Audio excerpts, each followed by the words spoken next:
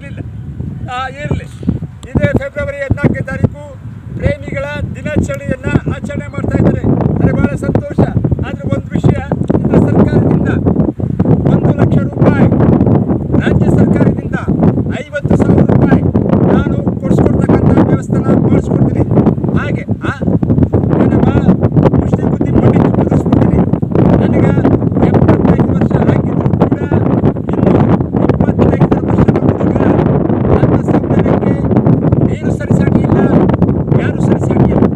ನಾನು ಅಷ್ಟೊಂದು ಅಂದವಾಗಿದ್ದೀನಿ ಗೊತ್ತಾ.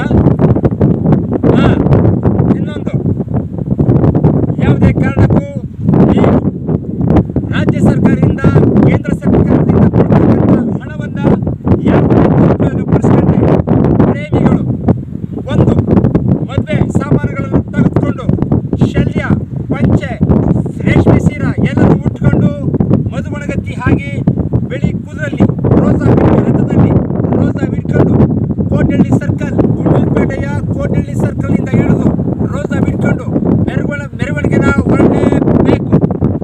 ಇಲ್ಲಾಂದರೆ ಅಖಂಡ ಕರ್ನಾಟಕದಲ್ಲಿ ಕನ್ನಡಿಗರಿಗೆ ಏನಾದರೂ ಅವಮಾನ ಆಯಿತು ಅಂತ ನನಗೆ ಗೊತ್ತಾದರೆ ನಾಳೆಯಿಂದ ಕರೆಂಟ್ ಬಂದ್, ನೀರು ಬಂದ್, ಆಟೋ ಬಂದ್, ಲಾರಿ ಬಂದ್, ಮಾತು ಬಂದ್, ಬೈಕ್ ಬಂದ್.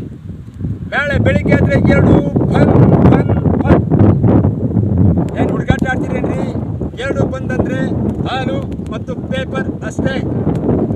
ಎಲ್ಲರಿಗೂ ಶುಭವಾಗಲಿ. ಈ ಪ್ರೇಮಿಗಳ ದಿನಾಚರಣೆಗೆ ಎಲ್ಲರಿಗೂ ಶುಭವಾಗಲಿ.